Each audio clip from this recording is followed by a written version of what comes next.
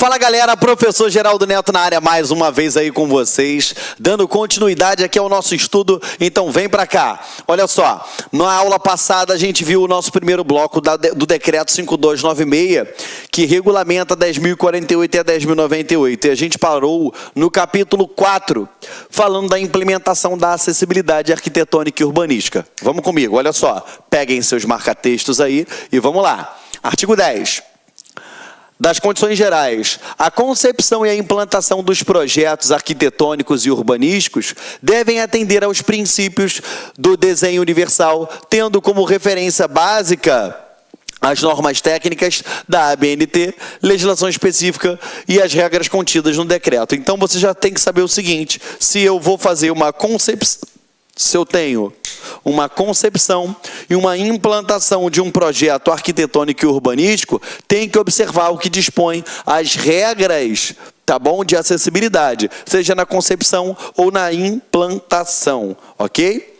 Parágrafo 1º. Caberá ao poder público a inclusão de conteúdos temáticos referentes a desenho universal nas diretrizes curriculares da educação profissional e tecnológica do ensino superior, dos cursos de engenharia, arquitetura e correlatos. Então, olha só, quando se tratar de curso de engenharia, arquitetura e correlatos, o poder público, ele vai fazer o quê, gente? Ele vai implementar, ele vai fazer com que venha constar, vai incluir nos conteúdos temáticos o quê? Referentes ao desenho universal na estrutura curricular das faculdades de engenharia, arquitetura e correlata. Por quê?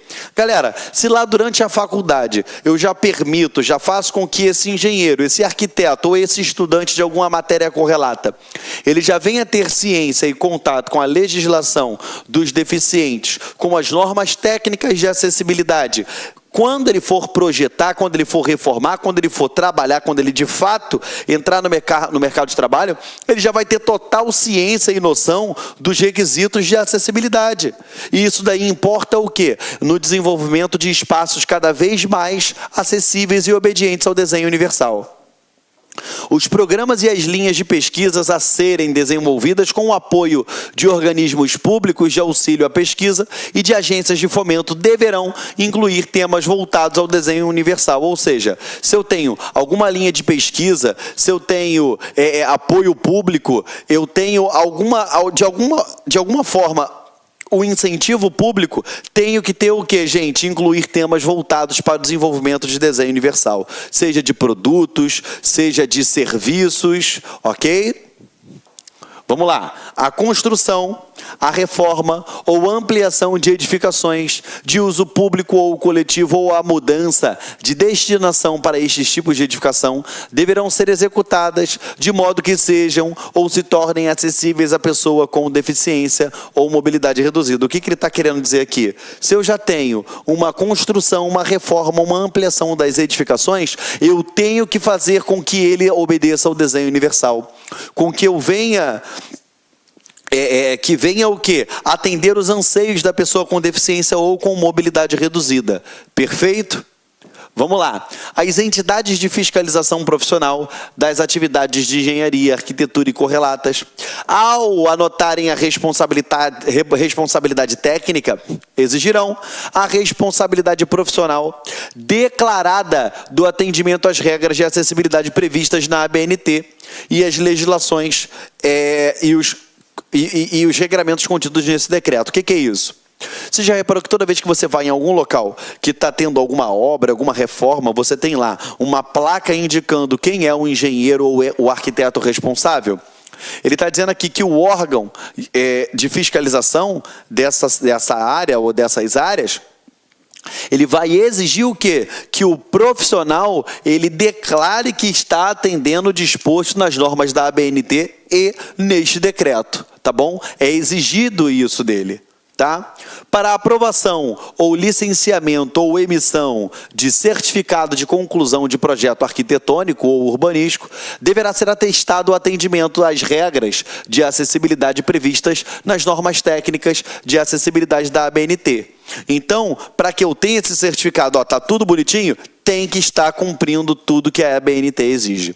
O poder público, após certificar a acessibilidade de edificação ou serviço, determinará a colocação em espaço ou local de ampla visibilidade o símbolo internacional do acesso, na forma prevista nas normas técnicas de acessibilidade da ABNT e a 7.405 de 85. Qual é esse símbolo internacional do acesso? É aquele de acessibilidade que a gente já trabalhou aqui, ó. Aquela silhueta, já viu? Aquele símbolozinho que nós já trabalhamos em outros tópicos aqui. Perfeito? Vamos lá. Ó, essa lei é a que torna obrigatória a colocação do símbolo internacional de acesso em todos os locais e serviços que permitam a utilização por pessoas com deficiência, e ela dá outra providência, tá? Essa lei aqui que ele se refere, tá bom? Essas observações que eu coloco, elas não estão na legislação não, tá, gente? Elas estão no material justamente para que você tenha ele mais completo e não ficar perdido em cima disso daí. Artigo 12. Em qualquer intervenção nas vias e logradouros públicos, o poder público e as empresas concessionárias responsáveis pela execução das obras e dos serviços garantirão o livre trânsito e a circulação de forma segura das pessoas em geral, especialmente das pessoas com deficiência ou mobilidade reduzida durante e após a sua execução, de acordo com o previsto em normas técnicas de acessibilidade da BNT e nesse decreto. Ou seja, está fazendo uma obra pública, eu vou deixar aquele buraco aberto? Não, eu tenho que tapar aquele buraco, ainda que seja provisoriamente, eu tenho que sinalizar aquele local, eu tenho que colocar pessoas para poder, funcionários daquela empresa, enfim, pessoas para desviarem daquela obra, eu tenho que colocar um sistema de comunicação tátil no chão, perfeito? 13. Orienta-se no que couber as regras previstas nas normas técnicas brasileiras de acessibilidade, na legislação específica, observado o disposto na Lei 10.257 de 2001. Isso daqui trata-se do Estatuto da Cidade, que regulamenta os artigos tanto 182 e 183 da nossa Constituição Federal e estabelece diretrizes gerais da política urbana e da outras providências, ou seja, é o Estatuto da Cidade, que iria em obediência lá ao artigo 182 e 183 da Constituição Federal, de maneira genérica, ele fala isso daí, tá? Vamos lá, inciso 1.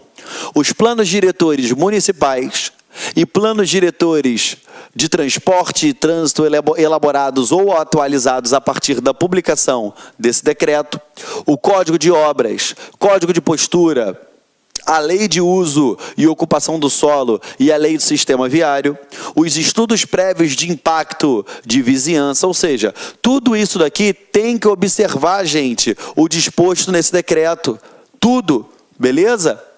As atividades de fiscalização e a imposição de sanções, incluindo a vigilância sanitária e ambiental, a previsão orçamentária e os mecanismos tributários e financeiros utilizados em caráter compensatório ou de incentivo. Como assim? Olha, você vai ter isenção de tal e tal e tal tributo se você construir isso de forma acessível, obedecendo o desenho universal, ou tendo isso e aquilo. Perfeito? Vamos lá, esse foi só um exemplo. Parágrafo 1º. Para a concessão do alvará de funcionamento, a sua renovação para qualquer atividade devem ser observadas e certificadas as regras de acessibilidade previstas nesse decreto e na ABNT. O que significa? Se eu tenho um alvará de funcionamento e eu quero pedir, eu tenho que certificar naquele pedido que eu estou cumprindo todas as normas e os regramentos da ABNT e desse decreto. Se eu já tenho o alvará e eu quero pedir a renovação, eu tenho que fazer a mesma coisa. Tá bom? Para poder compelir aqui o atendimento por todos. Para a emissão da carta de habite-se ou habilitação equivalente para a sua renovação, quando esta tiver sido emitida anteriormente à exigência de acessibilidade contidas na legislação específica, devem ser observadas e certificadas as regras de acessibilidade previstas nesse decreto na EBNT. O que significa esse habite-se?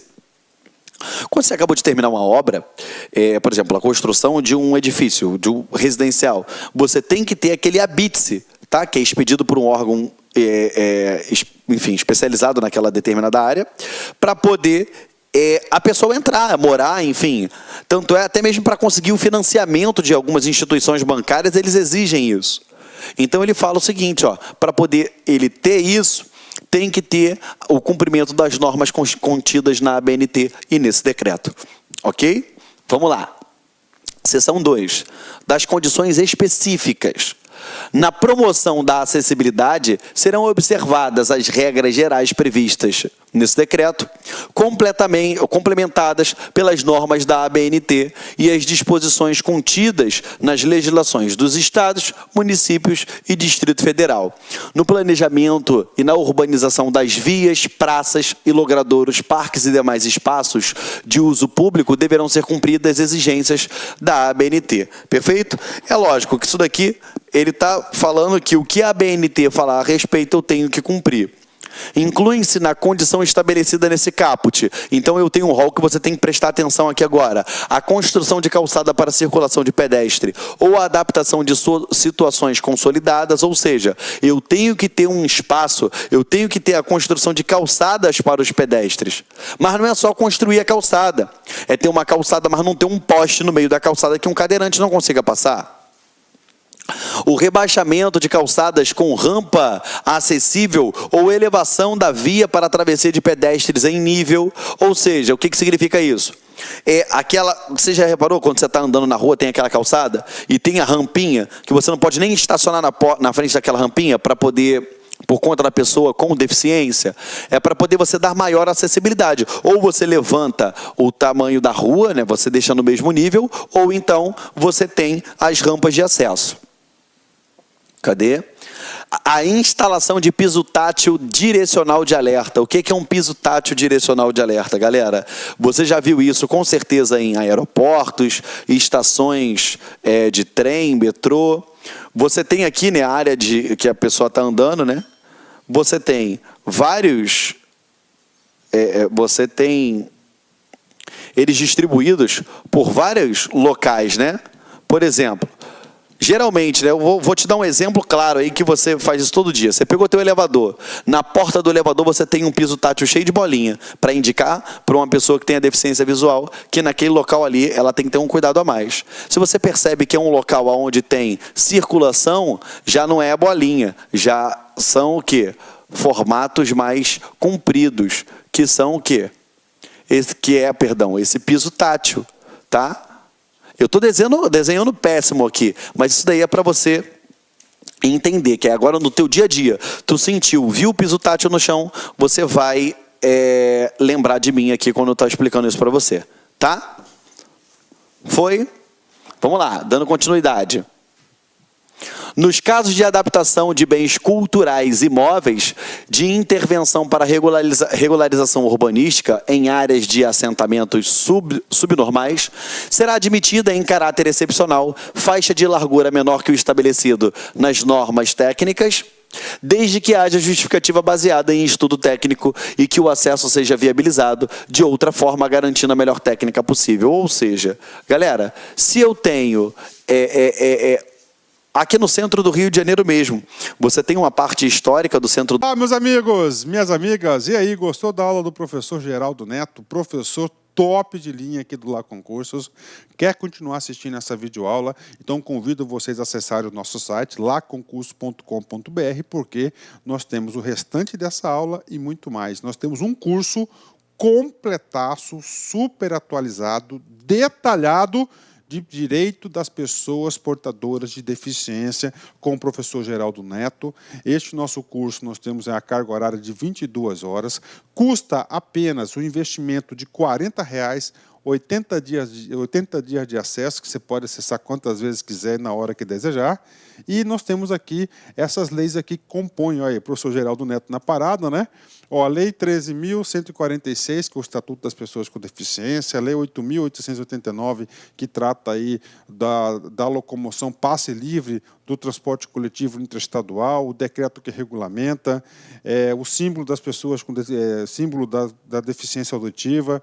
Nós temos aí a Lei 10.098, que trata da acessibilidade, a 10.048, que trata da prioridade de atendimento, o Decreto 5.296, que vem regulamentar tanto a Lei 10.098 como a 10.048, e, para finalizar, a Lei 11.126, que trata do cão-guia, a 7.853, que trata da Coordenadoria Nacional de Integração da Pessoa Portadora de Deficiência e, finalmente, a Convenção de Direitos Humanos de Nova York, o decreto legislativo 186, que trata das pessoas deficientes, portadores de deficiência. Ou seja, um curso completo, atualizado do LA Concurso, com o professor Geraldo Neto, por apenas R$ 40.